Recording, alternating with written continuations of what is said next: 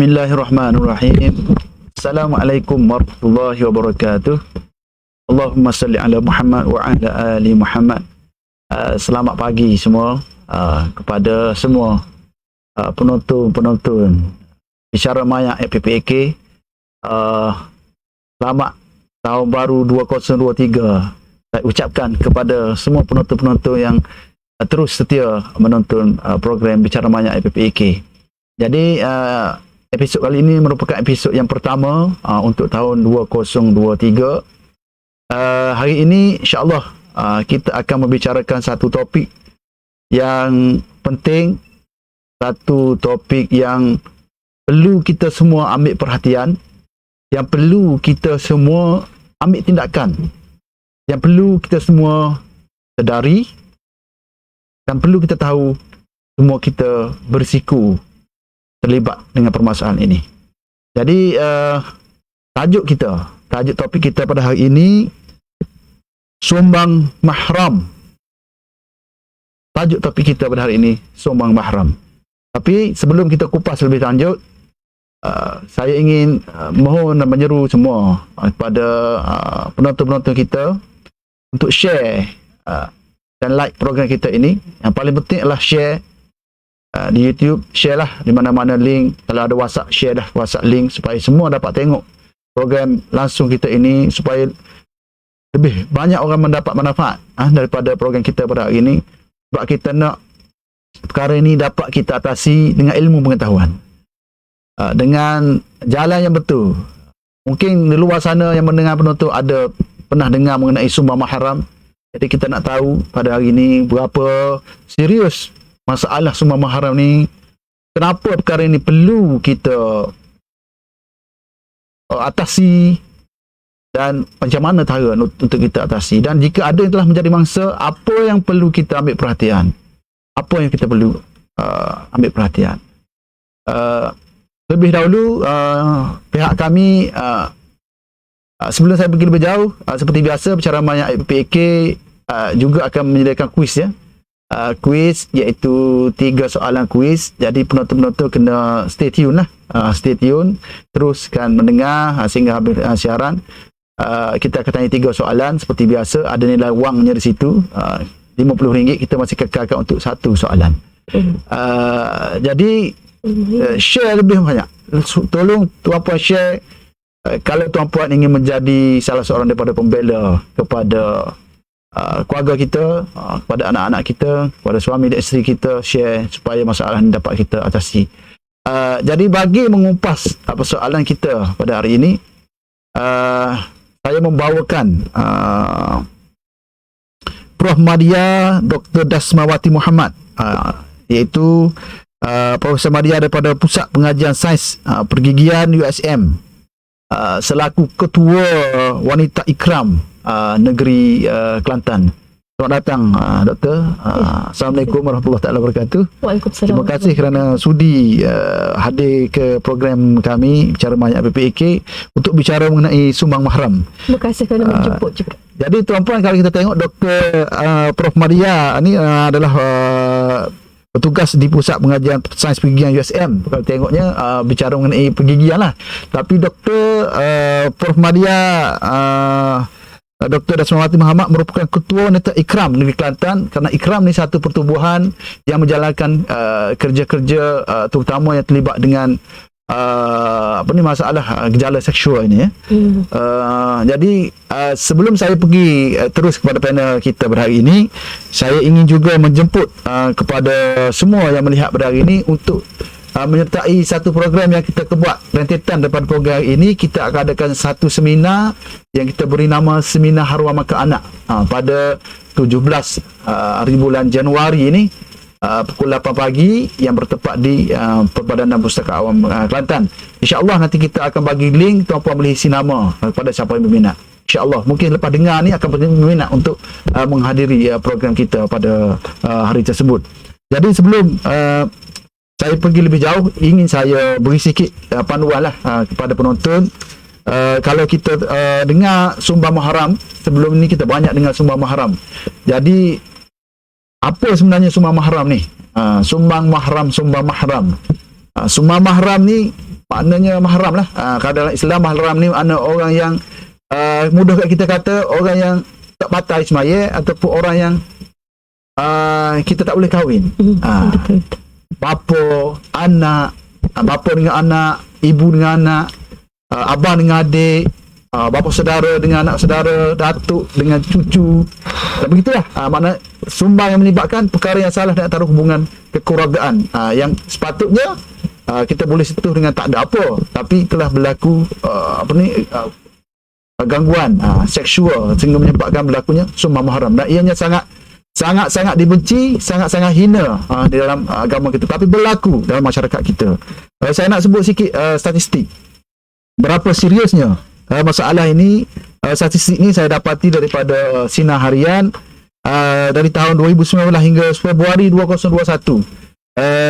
169 kes pelaku sumbang mahram adalah bapa kandung. 169 kes bapa kandung yang melakukan jenayah seksual kepada anak-anak mereka sendiri. Ini yang dilaporkan, dan yang tak dilaporkan mungkin lebih daripada ini lagi. 155 kes adalah pelaku daripada bapa tiri. Bapa tiri yang kahwin dengan ibu dia melakukan jenayah seksual kepada anak-anak. 100 kes pelaku adalah daripada bapa saudara, dan 55 kes pelaku adalah abang kandung. Jadi kalau kita dengar pun berdiri bulu roma kita, Doktor. Ya, betul. Dan bagaimanakah bangsa nak hidup dalam dunia ni, yang mana dunia ni Allah Ta'ala cipta dengan penuh ar-Rahman dan ar-Rahim, penuh dengan kasih sayang, penuh dengan kelembutan, tetapi telah ditidakkan, tetapi telah dihancurkan oleh mereka-mereka yang bernafsu binatang. Jadi ingin juga saya bawa tuan-tuan, Allah Subhanahu Wa Ta'ala berfirman, wala taqrabuz zina, janganlah kamu menghampiri zina. Jadi apa-apa zina pun membawa kepada keburukan. Sebab itu Allah Subhanahu Wa Ta'ala kata jangan menghampiri. Hampir, jangan. Mana jangan menghampiri. Jangan dekat langsung. Apa-apa perkara yang boleh membawa kepada zina, pornografi, tengok video lucah dan sebagainya, boleh membawa kepada zina. Baik. Jadi untuk kita teruskan dengan ahli panel kita hari ini, jadi panjang pula saya, Doktor, pembukaannya untuk warming up kan. Betul. Jadi kita Doktor akan bicara secara santai, kacak Kelantan apa boleh, kita campur-campur lah, insyaAllah. Jadi sebelum kita pergi lebih jauh, Doktor perkenalkanlah dulu diri Doktor kepada penonton. Kata tak kenal maka tak tahu, tak kenal dah tahu, dah rapat boleh berkawan, boleh. Penonton akan tanya soalan-soalan berkaitan. Jadi silakan Doktor, insyaAllah. berkenalkan diri. Okey. Bismillahirrahmanirrahim. Allahumma salli ala Sayyidina Muhammad wa ala ali Muhammad. Assalamualaikum Assalamualaikum warahmatullahi wabarakatuh kepada semua para penonton yang sudi hadir untuk mendengar perbicaraan Bicara Maya FB Live dari Perpustakaan Awam Negeri Kelantan ni. Pertamanya saya mengucapkan ribuan terima kasihlah kerana sudi menjemput saya untuk hadir dalam Bicara Maya pada hari ini dan untuk membincangkan satu topik yang tadi ramai juga netizen yang menulis satu topik yang agak kita kata agak remeh, ada yang sebut remeh, tapi bagi saya ia satu topik yang besar sebenarnya. Tapi remeh tu kerana apa? Kerana kurang diperkatakan, dibincangkan kerana betapa skeptikalnya kita kepada isu tersebut. Jadi daripada sinilah timbulnya saya daripada Wanita Ikram Negeri Kelantan, seperti mana yang Cik Azizi sebutkan tadi. Kami telah terpanggil lah untuk membicarakan tentang isu ini dan menjadikan salah satu daripada advokasi kami, iaitu Wanita Ikram ni adalah salah satu daripada badan NGO yang gerak kerjanya adalah lebih menumpukan kepada pembelaan dan pembangunan kanak-kanak, wanita dan juga keluarga. Jadi isu ini adalah amat dekat dengan kami sebagai seorang wanita dan juga membela diri kanak-kanak ini. Jadi walaupun saya backgroundnya seperti Encik Azizi kata daripada Pusat Pengajian Sains Pergigian, tapi memang saya memang terlibat dengan aktivisme sebegini di bawah wadah Ikram, dan ini menjadi ruang fokus Wanita Ikram di negeri Kelantan, kerana kami merasakan apabila melihat statistik seperti mana yang dibacakan oleh Encik Azizi tadi, ini adalah salah satu isu yang patut kita tangani di negeri Kelantan.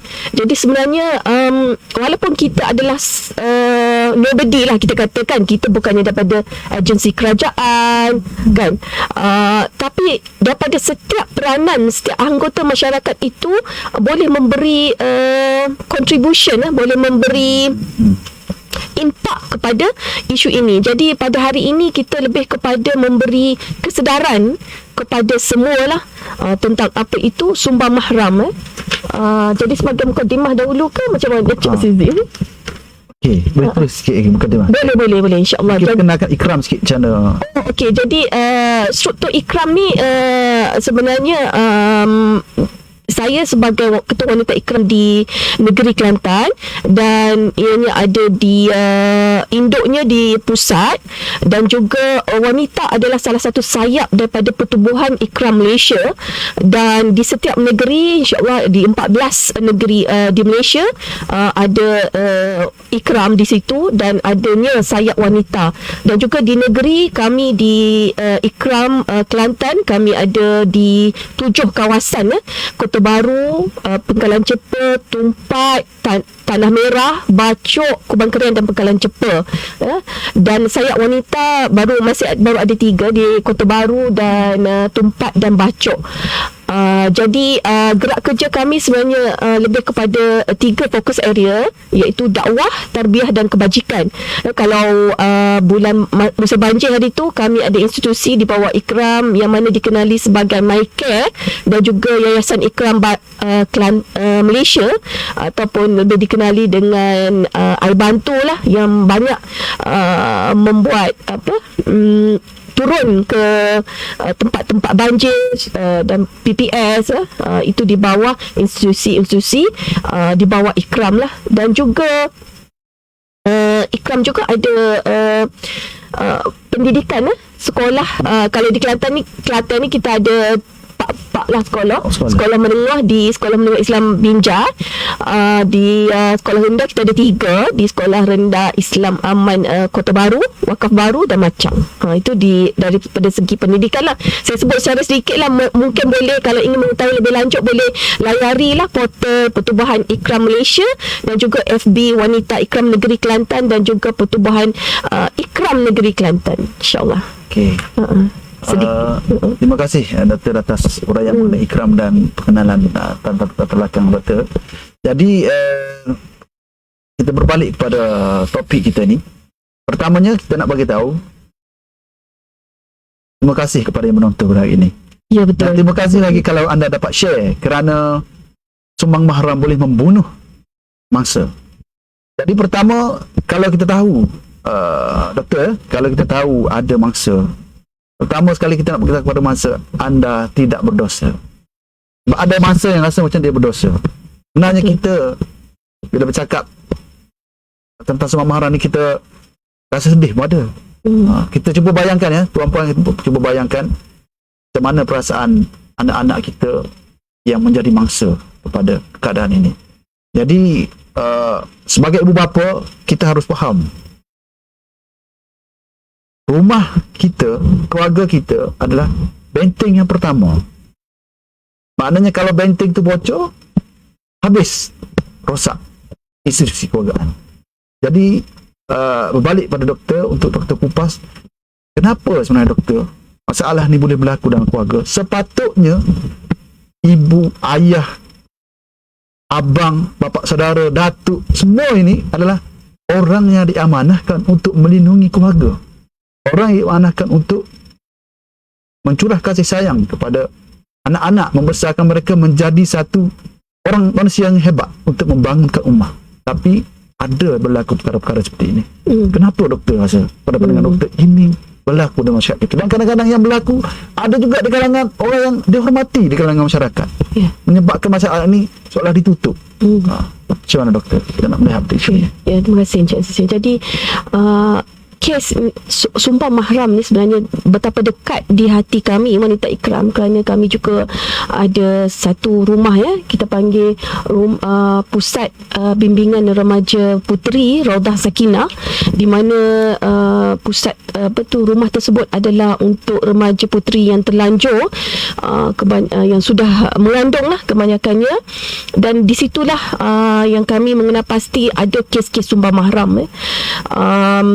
Jadi apa yang kami ingin kongsikan sebenarnya daripada luahan hati-hati pelatih, ya, kami panggil pelatih yang mana berada di rumah tersebut, menyuarakan perasaan mereka tu betapa geram dan kepada pelaku, ya, kita panggil sumpah mahram ni pelaku yang mungkin terdiri daripada abang kandung, ayah dan juga ayah tiri, ya. Kalau tengok daripada yang dibacakan oleh Encik Azizi tadi, kalau kita kira statistik dalam 100%, 25% adalah pelaku adalah terdiri daripada ayah kandung, dan 25% kemungkinan juga berlaku daripada ayah tiri, dan 5% daripada abang. Jadi sebenarnya sumbang mahram ni memang berlaku di kalangan ahli keluarga, di mana berlaku di dalam rumah. Jadi kita kena balik kembali kepada institusi keluarga lah tersebut, di mana rumah ni sebenarnya yang kita nak jadikan adalah satu rumah yang selamat. Apabila rumah yang tidak selamat, bagaimana anak-anak itu akan membesar? Jadi sumbang mahram ini adalah salah satu bentuk penderaan, penderaan bukan seksual sahaja, tetapi emosi dan juga fizikal, di mana emosi ini amat tertekan, traumatiknya. Bagaimana jika kita orang yang kita hormat mengambil kesempatan ke atas, ya, anak tersebut, dan juga mereka tidak mempunyai ini yang kita kata tidak mempunyai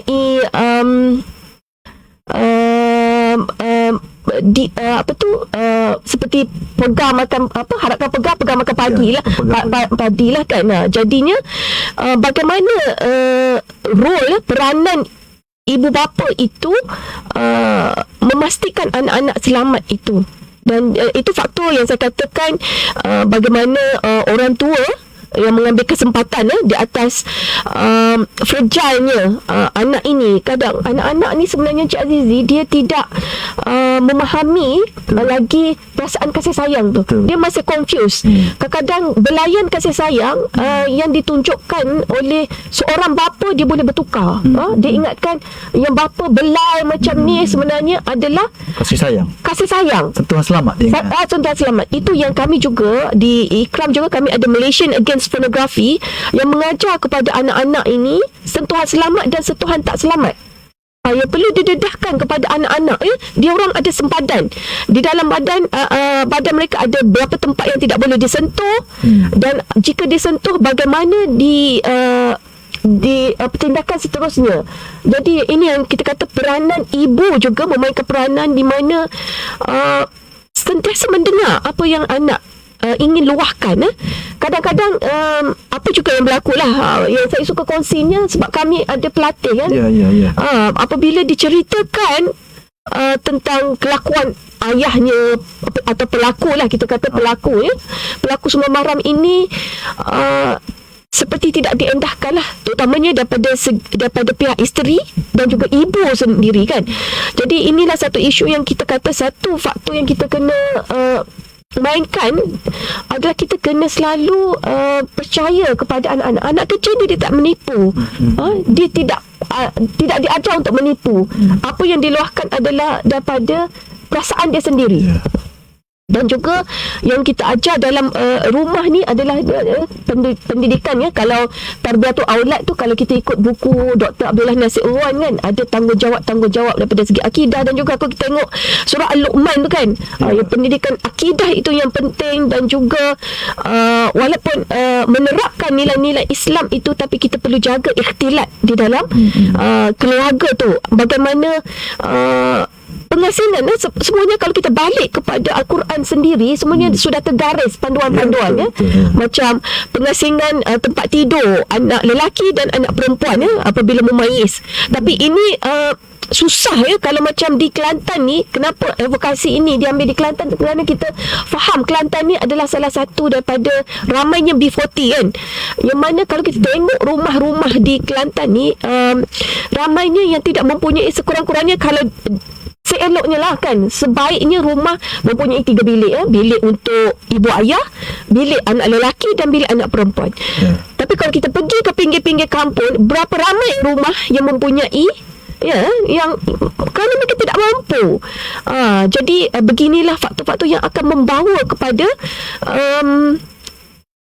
kepada berlakunya Sumber Mahram ini. Dan juga faktor yang kita kata tadi disebutkan juga oleh Encik Azizi, pornografi pornografi itu kan yang sekarang di mana-mana kan, handphone bawa dalam bilik apa semua kan. Jadi bila nafsu naik kan, macam keadaan itu, kalau abang kan melihat adik keluar bilik mandi ke apa semua kan, jadi benda-benda macam itulah jadi faktor-faktor terangsang. Terangsang. Jadi itu yang berlaku di dalam rumah yang kita kena menjaga. Yang kita again juga adalah kita membendung pornografi ini juga, supaya tidak berlaku ni Sumber Mahram ini di dalam rumah. Dan juga satu yang saya ingin sebut juga Encik Azizi adalah salah satu adalah kita panggil sexual grooming. Sexual grooming pengantonan seksual kanak-kanak satu perkataan yang baru lah, pengantonan. Kalau bila masa saya sebut, saya kata salah ni, pengantonan bukan dalam DBP kamus pun pengantonan adalah grooming Kalau kita tengok grooming satu benda yang baik, tapi ia adalah di sebaliknya, di mana yang saya kata awal tadi adalah salah tafsir kasih sayang seorang ayah berikan kepada anak. Dia dibentuk daripada awal lagi, seawal anak muda, jadi dia menjadi keliru dengan kasih sayang. Bermula daripada dia sexual grooming ini mengambil masa yang lama. Jadi kalau kita tengok kes pun dalam Sumber Mahram ni, dia bukannya berlaku semalam. Dia kadang-kadang berlaku bila kes tu dibawa ke mahkamah mangsa sudah berumur 16 tahun. Bila diselidik, bila disiasat, berlaku masuk umur 12 tahun lagi. Jadi bagaimana 12 tahun sehingga 16 tahun tu boleh berlaku tanpa pelaporan dan semua. Kadang-kadang dia sudah ada ikatan kasih sayang tu. Jadi bagaimana pelaku ni boleh menanamkan sifat kasih sayang itu, dia berlaku secara lama. Itu yang kita kata sexual grooming. It's grooming slowly bermula perlahan-perlahan itu. Soalan macam menggalak perlahan-perlahan dia sexual grooming ni ada banyak tahap. Dia ada 5 peringkat. Mula-mula dia mengenal mangsa. Kalau kita dalam rumah, dia kenal dah anak kenal, kita ya. dah. Dan juga dia mencari waktu-waktu yang ni, dan dia memulakan dengan sentuhan yang biasa-biasa saja dulu. Okay, seperti menepuk, apa sentuhan salam biasalah kan. Dan seterusnya dia akan memulakan sentuhan yang rangsangan. Jadi bila ada sentuhan-sentuhan rangsangan tu, dia akan pergi ke tahap 5 lah. Jadi dia ada stages sebenarnya sexual grooming ni. Jadi kita sebagai ibu dan juga ahli dalam rumah ni, kita patut mengenal pasti anak-anak bila sebenarnya sexual grooming ni juga akan boleh dikenal daripada peringkat awal. Dia ada perubahan-perubahan emosi anak, emosi yang mungkin dia ada perubahan lah daripada yang suka bercakap jadi tak bercakap, ataupun yang tidak bercakap tiba-tiba jadi bising apa semua kan, sebab dia ingin melarikan daripada situasi yang tidak disukai lah. Jadi itu salah satu juga daripada yang kita sebut tadi, daripada pornografi, ikhtilat yang kita jaga dalam rumah, ya, hubungan antara hubungan suami isteri tu di dalam bilik, apa semua yang bilik tadi kan, yang kita asingkan juga, dan pendidikan awal anak-anak itu yang kita kata pendidikan seksual ni patut dilakukan, bukannya mengajar sebenarnya. Pendidikan seksual ni disebut juga di dalam Al-Quran, surah An-Nur tu, adab anak untuk memasuki bilik. Betul. Bilik ibu bapa, kan. Ada 3 waktu yang dilarang kan. Jadi itu sebenarnya sudah diajarkan di dalam Al-Quran, yang mana kita perlu amalkan. Dan yang penting yang saya ingin juga tu adalah percaya kepada anak-anak kita. Jangan sekali kita endahkan apa yang kena ada, kita ada curiga sebenarnya. Bila anak kita kena ada curiga, ya, kena menyiasat. Ya, betul. Menyiasat. Jangan kita kata tokek gitu kan. Tokek ayah mula betul. Betul. Tokek ni bahaya ni. Tokek tu bahaya, betul. Betul. Betul. Jadi kita kena ada di situlah kepercayaan kepada anak-anak lah, insya-Allah. Okey. Okey, terima kasih doktor atas ulasan tersebut. Saya terlupa topik kita hari ni, sebab tu kita letak tema dia sumbang mahram ni, bahaya yang tidak disedari. Ya, bahaya. Mana kadang-kadang dalam keluarga ni memang kita tak sedar. Kita sendiri pun tak sedar ada ni masalah dengan kita. Kadang-kadang orang yang buat tu dia ada masalah psikologi juga. Betul. Tapi dia pun tak sedar. Jadi macam tu yang doktor bagi tahu tadi lah. Maknanya kita dalam keluarga ni kena sentiasa berwaspada. Rumah sekarang bukan lagi tempat paling selamat. Walaupun kalau kita tengok COVID-19, kita kena lockdown duduk dalam rumah. Maknanya rumah tu tempat yang paling selamat. Tapi bila duduk dalam rumah, ada lagi rupanya ancaman-ancaman yang lebih bahaya daripada COVID. Sebab apabila dah jadi macam ni, seluruh kehidupan akan menjadi gelap, betul kan? Betul. Jadi apa yang penting, doktor bagi tahu tadi dari segi pengesanan. Pengesanan tadi dari segi perubahan sikap, dan anak ada buat aduan, emosi. Jadi macam mana doktor seorang ibu, kita ambil biasa ibu lah biasanya, sepatutnya yang mengesan, ibu, guru di sekolah. Ini kalau ada guru-guru yang mendengar ni, pastikan sambil mengajar subjek perempuan, sambil mendidik anak-anak, perhatikan juga perubahan anak-anak ni. Jadi apa peranan dan bagaimanakah sebenarnya doktor yang kita boleh ambil step untuk mengesam kali ni, sebab kita nak semua orang bertanggungjawab. Betul. Terutama sekali sebab mental dah lepas, ibu kadang-kadang dah tahu, tapi ibu tak nak bagi tahu, tak nak buat laporan kerana bapa ni adalah pencari nafkah, ataupun malu, ataupun tak dapat diterima oleh masyarakat. Jadi guru pula mental yang kedua di sekolah, ataupun saudara mara yang terdekat. Jadi macam mana doktor dari segi kaedah untuk mengesan perbuatan ini ada berlaku, mungkin dah berlaku. Macam mana doktor? Pengalaman doktor yang lepas. Betul. Memang betul apa yang Cik Azizi katakan. Memang pernah berlaku juga. Yang guru melaporkan, melihat dan anak tersebut lebih selesa menceritakan kepada guru. Jadi ini peranan guru juga adalah kita mengambil sikap yang positif lah. Jangan kita terkejut once kalau kita kata macam tadilah Cik Aziz kata ya Allah kau kan. Jadi bila kita sanksi kepada mereka, mereka akan stop. Mereka akan tak jadi nak share masalah tadi. Tak buka lah, tutup lah. Jadi first thing first, kita kena tenang. Kita kena tenang dan kita mendengar luahan mereka.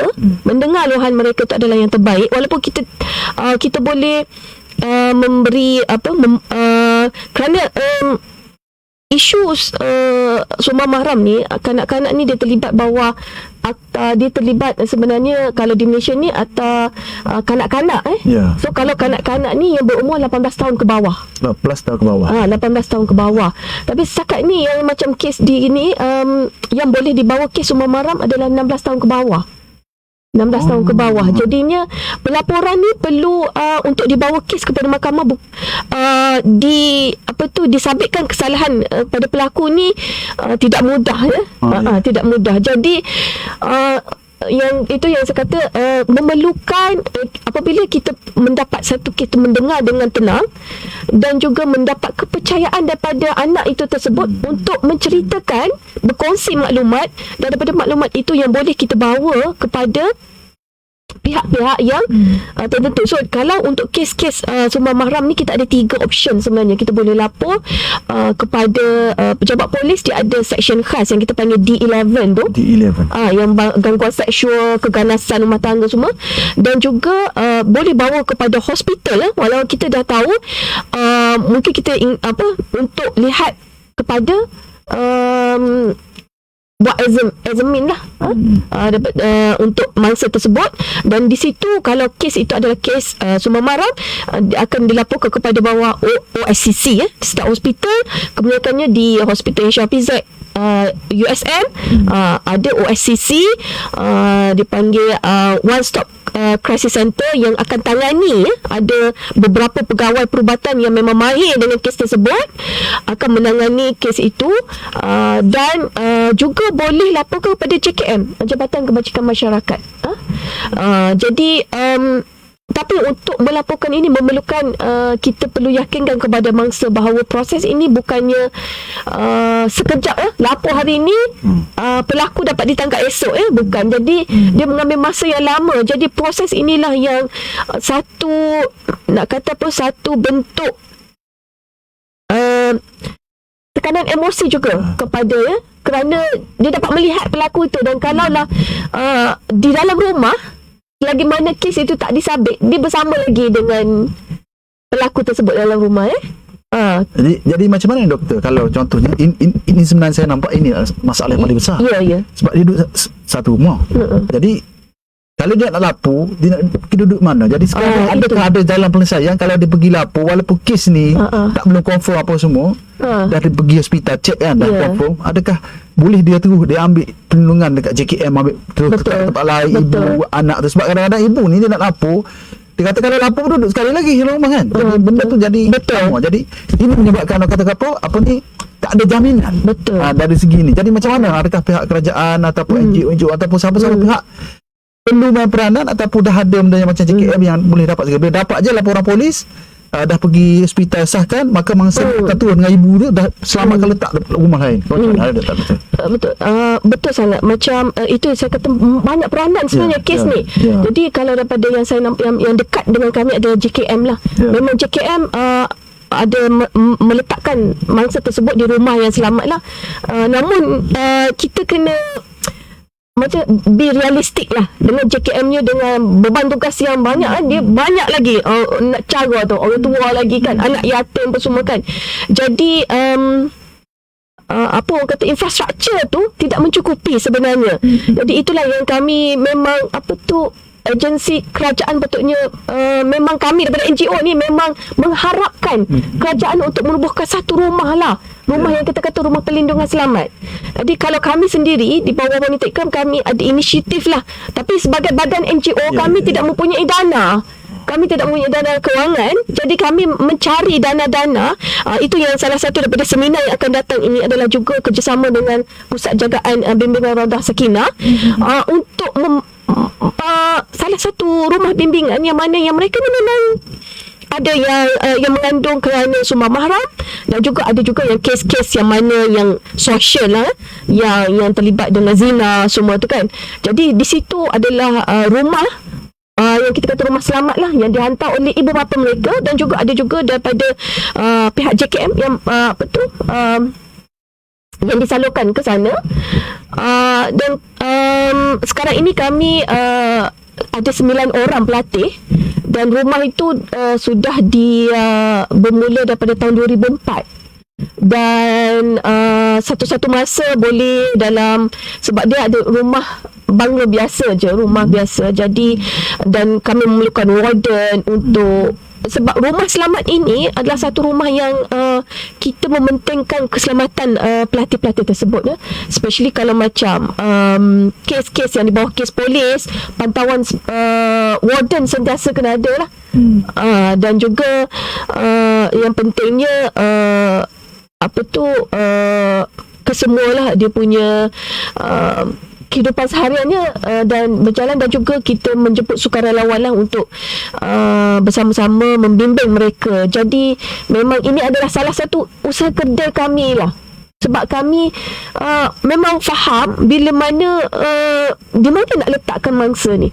Jadi memang harapan kami lah kalau pihak kerajaan dapat satu rumah yang boleh meletakkan mangsa tersebut ni kan, dilindungi sementara waktu kes habis lah. Maknanya satunya memang kita ada sedikit kebincangan lah di situ. Maknanya itu yang menjadi faktor orang takut nak lapor. Mana tak ada tempat dia nak bergantung. Ya, betul. Jadi kita mohonlah pada orang JKM ke siapa yang melihat hari ini, wakil-wakil pada kerajaan kita, kita tak nak tuding jari pada siapa, tapi yang penting maknanya kita ambil usaha ikhtiar untuk memperbaiki. Sebab banyak lagi kes sebenarnya yang tidak dilaporkan, yang perlu kepada satu platform ataupun satu jaminan lah untuk orang yang melapor ni, supaya mereka rasa selamat jika mereka buat laporan kan. Dan juga salah satu Encik Azizi, daripada segi bantuan, kebiasaannya kalau pelaku itu adalah ayah dan dia adalah breadwinner of the family kan, yang memberi nafkah kepada keluarga, sumber ekonominya. Jadi apa yang berlaku kepada ibunya yang di rumah, yang sudah tiada sumber ekonomi, dan adik-beradiknya yang lain. Jadi yang itu salah satu faktor yang pihak kerajaan lah yang patut melihat bagaimana dibantunya untuk kes ini dapat dibendung lah. Jadi sekarang ni kalau berlaku, it's just kita ni macam benda sensitif kan, susuk bawah kapet lah orang kata tak. Jadi macam tu lah, jadi bantuan-bantuan ni. Dan insyaAllah rasanya nanti untuk seminar nanti akan dikupas lebih lanjut daripada JKM sendiri akan hadir untuk menceritakan bagaimana kes-kes sumbang mahram yang telah ditangani oleh mereka. Jadi itulah satu seminar pada 17 Januari ini. Boleh ada link dekat bawah tu kan, boleh ada, kalau boleh hubungi person in charge yang akan diadakan di Dewan Seminar ini. Kami bekerjasama dengan Perbadanan Perpustakaan Awam Negeri Kelantan, di mana boleh mengetahui lebih lanjut, dan juga pengerusi rumah Raudah Sakinah sendiri akan menceritakan bagaimana bagaimana pelatih yang adalah daripada yang mengandung daripada hasil sumbang mahram tu, bagaimana keadaan emosinya. Kita dapat lihat lah, saya sebagai salah seorang daripada ahli lembaga, bagaimana yang diceritakan oleh warden dan pengurus, emosi yang tertekan, sehingga ada hallucination sendiri yang memerlukan bentuk.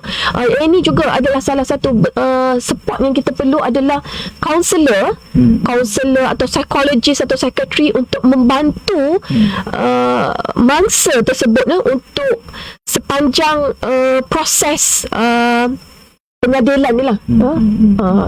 Jadi kebanyakan mereka adalah geram, perasaan geram, marah, benci, kerana kadang-kadang kalau bila ni berlaku di dalam rumah tersebut, mereka masih bebas, hidup seperti biasa, dan mereka merasa tertekan, dan juga kerana mereka melihat hasil perbuatan itu adalah anak dalam kandungannya sekarang. Jadi mereka selalu menunding lah, dia kata ni dalam perut ni. Jadi hasil, jadi itulah lagi emotionally tertekan. Jadi salah satunya rumah Raudah Sakinah ini adalah satu misi yang utama kita buat dulu adalah menyelamatkan satu jiwa. Cik Azizi pun ada sebut mereka tidak bersalah, mereka tidak berdosa. Jadi kita selamatkan bayi tersebut dan selamatkan ibu dan bayi kita, di mana di situ kita adalah mendidik anak-anak daripada tarbiyah lah, rohani, jasmani, lebih kepada mendekatkan diri kepada Allah SWT lah. Kita melatih mereka berpuasa, solat, apa semua untuk menenangkan diri, ya, insya-Allah. Ya, ini Raudah Sakinah yang mana ada akaun tertera kepada yang hadir hari ini secara live. Mohon kalau boleh bagi sumbangan kepada mereka. Ya, Islamic Berhad. Ya, Raudah Sakinah Kelantan, ya. Seikhlas hati, ya. Seikhlas hati, kerana kami tidak mendapat dana yang berterusan daripada kerajaan. Jadi kami pihak ahli lembaga lah. Tadi sekarang kat Kelantan ada berapa buah ni Raudah Sakinah? Ada satu saja. Satu saja. Mungkin kalau tuan-puan ada datuk-datuk, ada orang kaya ni boleh share maklumat ni kan. Mungkin buka lebih banyak lagi. Betul. Dan sebenarnya bukan yang pelatih berada di situ bukannya terdiri daripada orang Kelantan. Kami ada daripada Terengganu, Pahang, Kedah, Selangor, Pulau Pinang, dikatakan seluruh Malaysia lah yang datang. Jadi macam mana nak kalau orang yang mendengar ni nak jadi pelatih sekali? Boleh join? Pelatih. Kita saya tak letak, kita ada nombor telefon pengurus sebenarnya, dan juga kadang-kadang kita ada secara telefon dulu dan meletakkan temu janji. Dan pelatih di sini adalah sebenarnya datang dengan sukarela lah untuk mereka berubah dan juga ingin melupakan kisah hitam tu. Jadi kita our aim mereka keluar daripada rumah tersebut, mana sekarang ni 6 bulan dan keluar, mereka boleh memulakan hari yang baru, memulakan kembali kepada pengajian yang mana kadang-kadang tertangguh, adanya yang tingkatan 4, dan kami ada yang terbaru 14 tahun, tingkatan 2, dan biasanya sebelum masuk ke situ kami minta surat berhenti sekolah lah, berhenti sekolah supaya lepas ni dia boleh sambung balik pengajiannya di mana-mana sekolah, bukan sekolah yang asal lah. Dinasihatkan bukan sekolah yang asal, yang mana anak itu akan diangkatkan ataupun diambil pelihara oleh ahli keluarga seperti mak saudara ada juga, ya. Jadi untuk memulakan hidup yang baru, lupakan kisah silam dan mulakan hidup yang baru. Jadi betul, itulah kami perlukanlah sokongan daripada semua, dan bantuan-bantuan ini amatlah kami hargai lah. Semoga kita semua menjadi, setiap ahli masyarakat berperanan lah, insya-Allah. Tiah tu tanya ni, maaf, selain sumbangan kewangan apa lagi yang boleh dibantu? Mereka ni kerana 24 hours dia orang 6 bulan berada di RS. Jadi sebenarnya kalau sukarelawan, kami mengalukan sukarelawan kalau daripada cikgu-cikgu macam cikgu-cikgu nak mengajar, buat revision ataupun kelas arts, memasak, jadi boleh sangat. Cumanya kalau nak exercise tu tak boleh lah sebabnya dia mengandung kan, jadi yang berarti kekuatan spiritual tu harus kekuatan spiritual, ya, bantuan datang. Ada tu yang bagi daripada persatuan mana, dia bagi kitchen aid mahal tu, mixer untuk buat biskut. Jadi untuk satu aktiviti kepada anak-anak di situlah ada bagi mesin jahit, untuk kita panggil sebagai skill lah, apa-apa skill, soft skill ke art skill ke apa-apa. Jadi kepada penonton-penonton kita bolehlah siapa nak menyumbang, nak sebarkan maklumat ni tu kepada orang lain. Kadang-kadang kita tak ada duit, kita tak ada ni, tapi kita ada kenalan tu adalah modal kita lah. Kenalan kita tu modal kita untuk kita sebar maklumat ni supaya orang bantu. Sebab apabila kita dah bantu, kita tak kenal mangsa, tapi dalam masa yang sama kita telah membantu mangsa tersebut. Kita bantu orang yang kita tidak kenal, itu lebih baik sebenarnya, sebab kita tak kenal tapi kita bantu. Itu yang ikhlasnya kita buat. Kalau orang Islam kita kata buat kerana Allah Subhanahu Wa Taala lah. Jadi doktor, kita pergi sikit lagi mengenai sumber mahram ni. Jadi mangsa ni selalunya dia tersepit. Betul. tersepit. Sebab kita kata sembang mahram ni satu benda yang pada kita fikir logik memang benda yang pening. Simpulan yang tak dapat dihuraikan. Sebab tak sepatutnya benda ni berlaku. Kalau kita kata lebih teruk daripada haiwan lah, dia kata. Maknanya perempuan penonton boleh fikir sendiri lah macam mana kan. Sebab step dia berlaku contoh macam anak dengan ayah. Kita tengok isteri kita melahirkan anak kita. Kita yang sambut. Kalau orang Islam ni kita yang azankan, kita yang hormatkan. Patut kita yang ajar. Tapi macam mana kita boleh? Memang kalau kita kata akan rosak lah, tak boleh nak, tak ada pertimbangan yang waras lah. Tapi oleh kerana godaan ni tak dapat dibendung, menyebabkan berlaku juga. Dan kita tengok, kalau kita kata orang agama pun ada juga terlibat.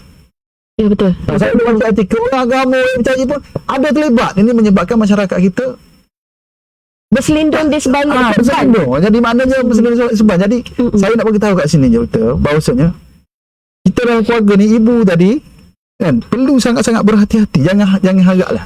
Jangan harap. Jadi kena ikut betul-betul SOP yang digariskan oleh agama.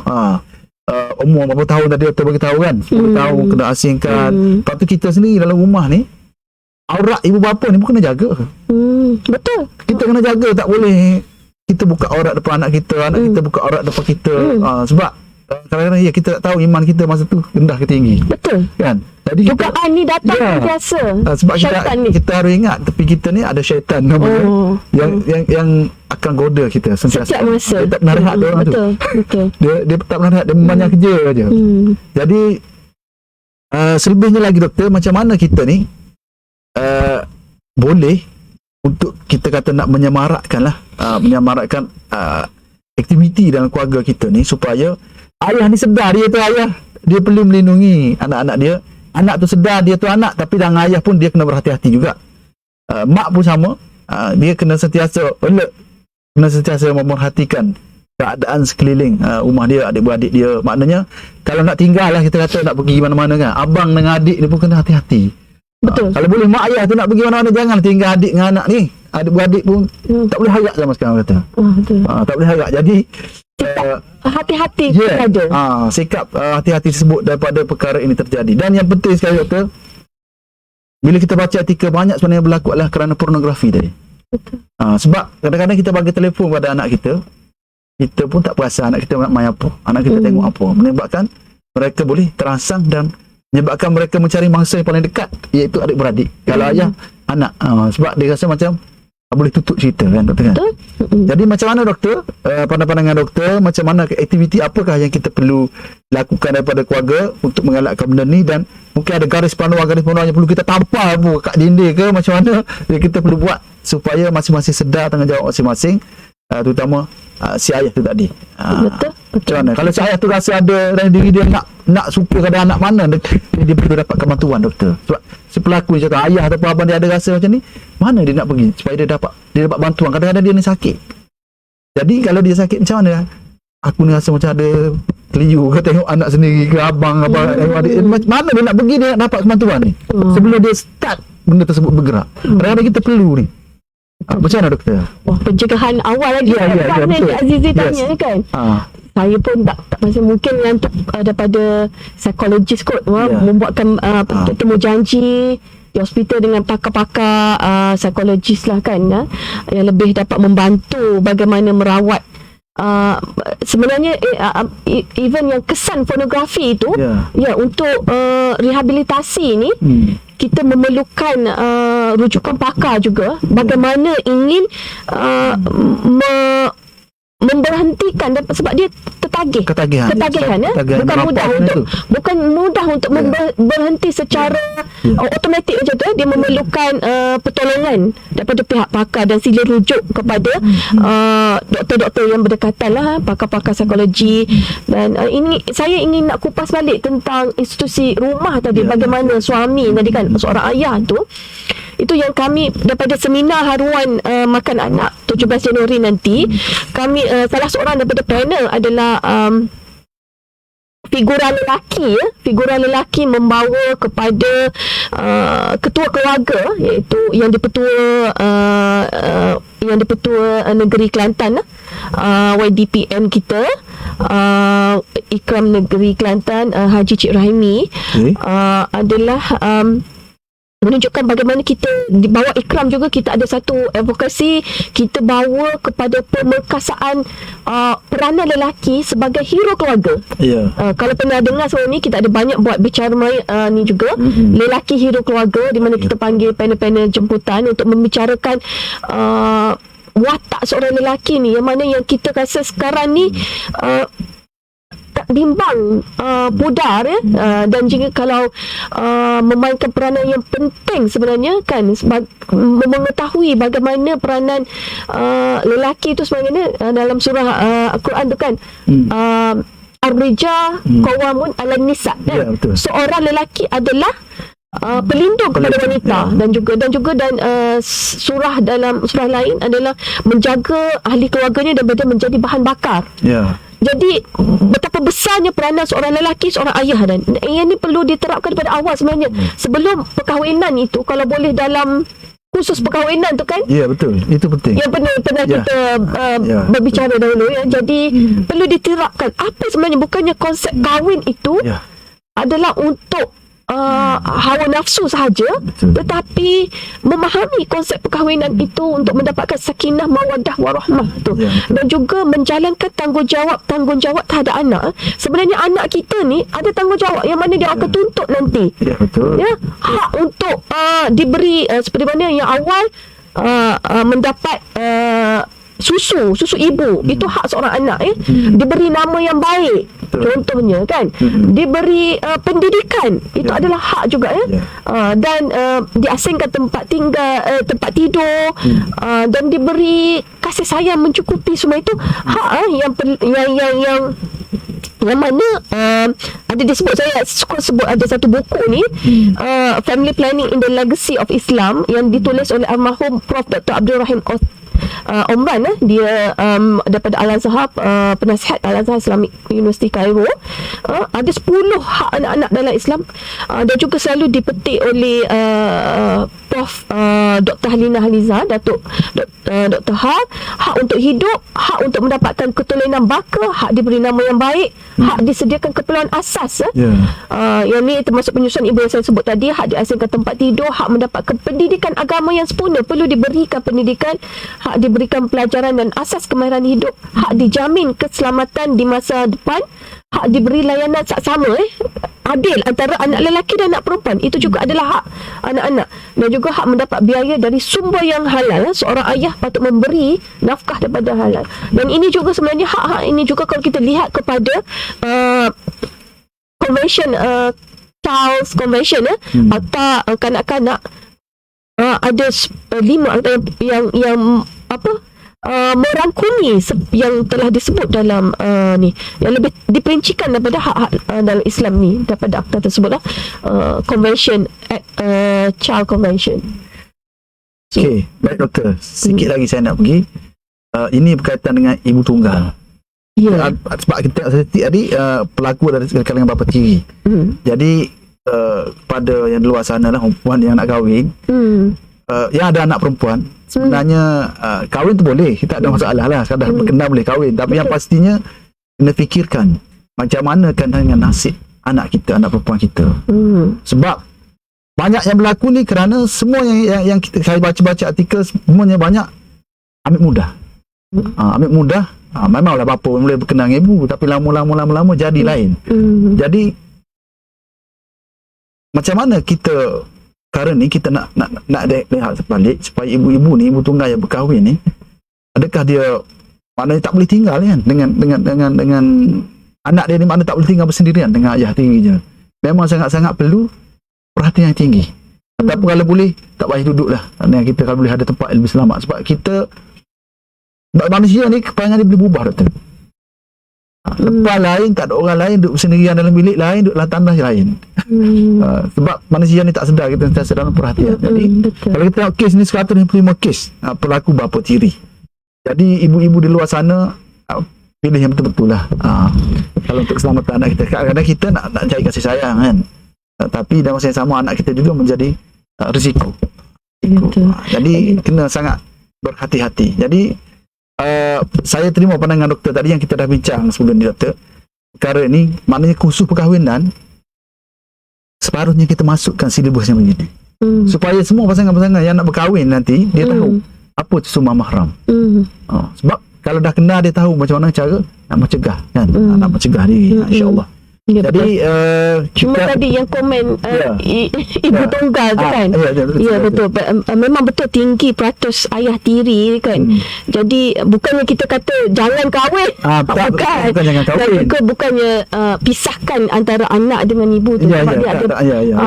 Itu kita kena tengok daripada segi emosi anak juga kan. Itu yang saya terapkan daripada awal tadi. Bagaimana seorang ibu tu kalau daripada awal kita didik dia bersikap sentiasa berkongsi maklumat. Jangan ada rahsia.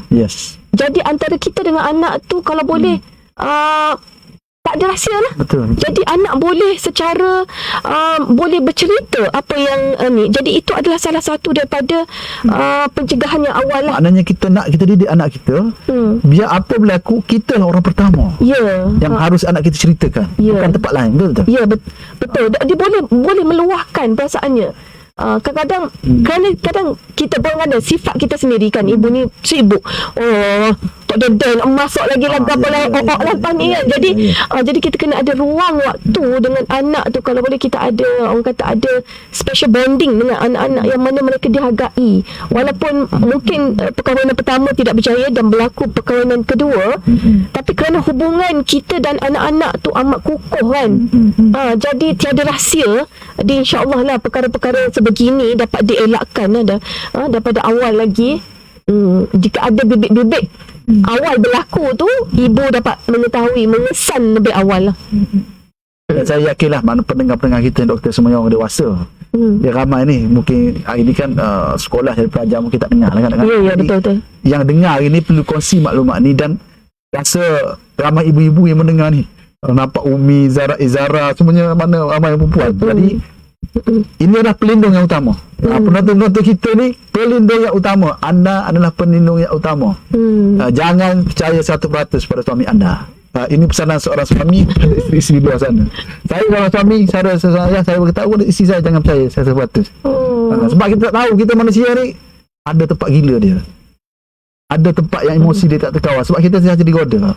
Jadi pada di luar sana, penonton-penonton kita, jangan percaya 100% kepada isi rumah anda dalam perkara ini. Dalam perkara lain bolehlah percaya. Dalam perkara ini, doktor. Jadi kalau saya ambil artikel ni, saya ada baca, doktor. Apabila berhadapan dengan perkara ini, makna pesalah ni pertama, mangsa ni, yang pertama sekali kita kena tanam kepada anak kita, anda tidak bersalah. Sebab nak bina keyakinan diri ni, kalau tidak ada rasa dia macam lulus. Sebab saya juga ada terlibat sikit lah dengan kursus motivasi psikologi. Jadi pertama sekali kita nak bagi tahu, kita kena yakinkan bahawa anak kita ni bangsa, dia tidak bersalah. Dia tidak bersalah. Dan yang bersalah adalah pelakunya, dan pelaku tu harus diberi pengajaran. Bawa kepada muka pengadilan. Itu yang kita nak advocate tu. Pelaku ni selagi mana kita tak bawa kepada pengadilan, mungkin kalau berlaku kepada si kakak, ada adik perempuan, akan berlaku berulang lagi. Sebab kita banyak dengar cerita, doktor, bila kena kakak dia berharap adik dia tak kena, tapi rupanya adik dia semua dah kena. Kita tengok baca laporan-laporan akhbar kan, sangat menyedihkan. Sadis. Keadaan masyarakat sekarang sakit. Kita cakap sakit keadaan kita sekarang. Jadi satu lagi, doktor, kalau kita tengok di Malaysia ni lah, ni saya nak tanya doktor lah, pada pandangan doktor, kita dah ada NGO Ikram. Apakah peranan lagi mungkin kat sini ada orang masjid apa semua, apa peranan lagi masjid mungkin boleh main peranan? Sebab kita banyak ada masjid, tapi kadang-kadang benda ni tak digembar-gemburkan. Macam mana doktor, pada peranan doktor, pandangan doktor, masjid ni boleh main peranan sekitar ni? Imamnya dengan bilan juga ramai ni masjid, tapi tak dapat juga nak menyumbang dalam pandangan doktor. Macam mana kita harus ambil kesempatan atas masjid ni? Imam-imam sendiri macam mana harus kena masuk dalam khutbah ke, macam mana? Betul. Sebab kalau masjid ni, kalau kita kata yang selalu perginya ramainya hero keluarga tadilah, lelaki yang hero keluarga kan. Mungkinlah kalau daripada hari Jumaat khutbah ke, boleh menyelitkan sedikit kan bagaimana tanggungjawab seorang suami itu kan, yang mana disebut tiap minggu ittaqillah kan, bertakwalah kamu kan. Jadi itu boleh sebutlah sebagai peranan dan juga supaya ada satu tu kita sebut buat carnival masjid kan, di mana mesra masjid yang mesra kepada kanak-kanak, mesra kepada semualah anggota masyarakat. Mungkin juga boleh jadi satu hari masjid adalah rumah selamat untuk yang Betul. kan? Mungkin. Ya, betul. Kalau semua ahli memainkan peranan lah. Sebab masjid ni dia satu tempat yang kita kata kalau bagi Islam tempat yang selamat. Betul. Kan? Dan di mana kalau di Selangor saya rasa dia dah ada rumah selamat untuk wanita keganasan rumah tangga. Mana dah ada langkah di Selangor. Ya, dah ada. Kelantan pun kena ambil. Dan insyaAllah nanti kita ada ustaz, insyaAllah Ustaz Saibun pun akan ada seminar haruan makan anak ini, mungkin daripada pandangan ahli agama macam mana peranan mereka untuk menangani isu ini. Nanti kita sama-sama dengar lah nanti kan, sebab semuanya kita bukannya nak menuding jari antara satu sama lain, Kita nak menyelesaikan. kita menyelesaikan peranan setiap ahli masyarakat, NGO dan kerajaan supaya kita dapat menanganilah kes-kes ini. Dan dia menjadi, apabila kita advokasi ni salah satu daripada awareness, kesedaran semua orang bercakap, dia akan jadi peka. Betul. Peka, ambil peduli. Ya, betul. Kan kemungkinan Kena jiran. orang kata biar benda ni timbul. Ya. Benda ni, jangan susuk. Jangan susuk. Jadi kita cerita, ya memang lah satu benda satu kita kata satu tak boleh nak terima dia akan lah pada anggaran, tapi itulah. Jadi ramai kita tengok hari ni ada perpustakaan seluruh negara ada tengok kita. Jadi kita mohonlah, kami mohon untuk perpustakaan semua buat program-program begini di perpustakaan. Boleh panggil orang ikram seluruh negara ada betul kan? Ya, ada. Boleh buat. Ada. Ya, betul. Sila. Daripada wanita ke, daripada lelaki sendiri, daripada anggota ikram di seluruh Malaysia lah, insyaAllah ada. Setakat seluruh Malaysia boleh buat program ni. Ya, Jemput betul. ikram untuk buat program-program kesedaran masyarakat. Macam Ya, ni kan. ya. Okay, doktor, kita pun dah masa kita buat dah dekat hampir sejam ni, sejam lebih kita bersiaran. Oh, ya, Alhamdulillah. Tapi penonton kita masih lagi menunggu kita. Jadi ada soalan tu doktor. Bertanya buku-buku motivasi Islamik boleh tak doktor? Boleh bagi semula alamat dan nombor telefon pusat rodah kenaan. Boleh. Mana sebenarnya ni? KB, PC atau mana doktor? Kita tak boleh nak disclose lah alamat rumah Raudah Sakinah untuk atas keselamatan pelatih kami. Cuma kami boleh bagi alamat pejabat Raudah Sakinah berada di nanti saya share lah. Dan buku-buku motivasi boleh ahlan sangat dialu-alukan lah bentuk buku. Kadang-kadang buku kerana mereka ni ada nak SPM kan, PT3 tak ada dalam ni kan. Jadi untuk revision kan, kalau nak bagi buku-buku rujukan akademik, dialukan juga. Ataupun nak bagi tuition, cikgu matematik nak bagi tuition boleh. Boleh ni berhubung, nanti saya macam mana nak letak nombor pengurus kami, ada pengurus kami. Doktor ingat nombor boleh? Boleh saya bacakan nombor pengurus kami 014 500 8907. 014 500 500 8907. Siapa nama dia? Cik Najwa Abdullah, Cik Najwa. pengurus. Dia ni memang full timer yang memang menguruskan adik-adik pelatih kami lah, insyaAllah. Saya nak baca sikit doktor bab tulisan daripada penonton kita tu, daripada Rafi Inisham. Yang penting kukuhkan iman dan akidah. Zaharin Bakri, sebagai contoh dalam Islam perlu wujudkan pengasingan bilik di antara lelaki dan anak perempuan dewasa. Anak-anak ini tidak boleh dibiarkan tidur dalam satu bilik yang sama. Betul.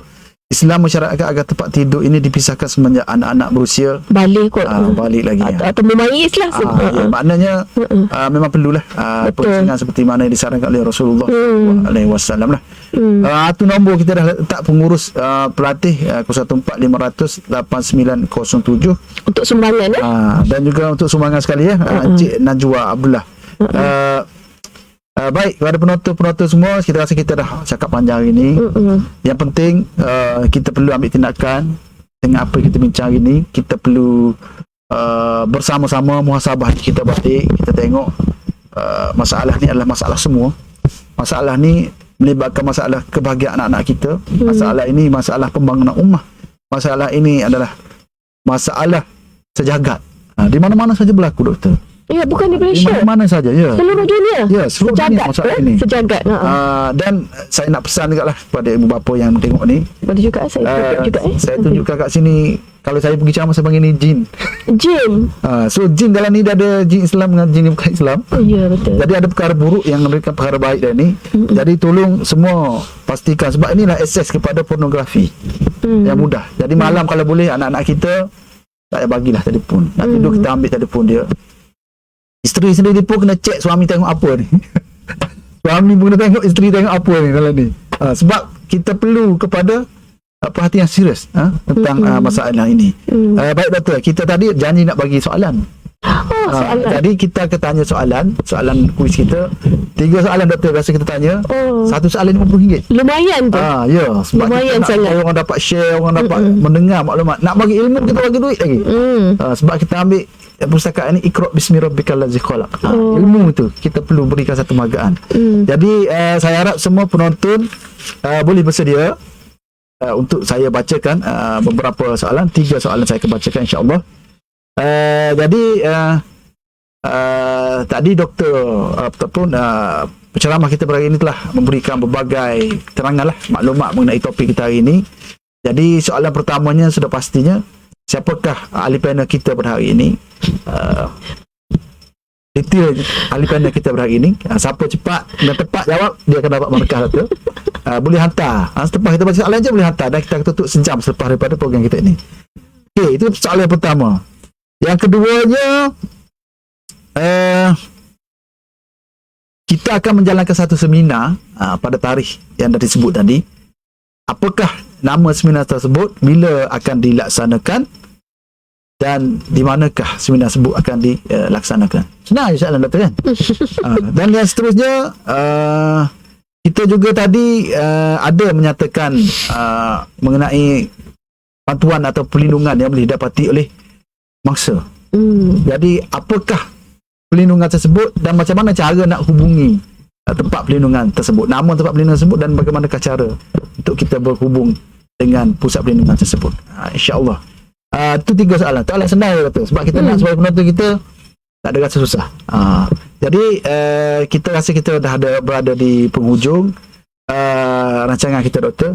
Jadi saya mohon untuk doktor buat perumusan lah daripada topik kita hari ini dan harapan doktor tentang program kita dan tentang masyarakat kita. Saya tahu doktor sangat kasih kepada kanak-kanak, suka benda ni kan. Sebab tu doktor join ni. Jadi dengan hati yang tulus, rumusan untuk program kita pada hari ini. InsyaAllah.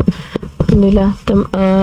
Alhamdulillah, rasanya macam sekejap saja berlalu dengan Cik Azizi, perbincangan sebab topik yang jarang dibincangkan. Jadi saya amat rasa satu keterujaan lah, perpustakaan ingin membicarakan satu topik yang amat kata tabu dalam masyarakat, especially masyarakat Kelantan lah, nak kecek benda-benda cerita pasal sebab kita rasa seksual kita ni Islamik sangat.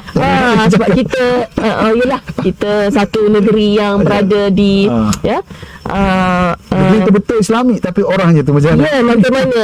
Jadi kita tak boleh nak katakan dengan ilmu Islamiknya kita benda ni tidak berlaku ya.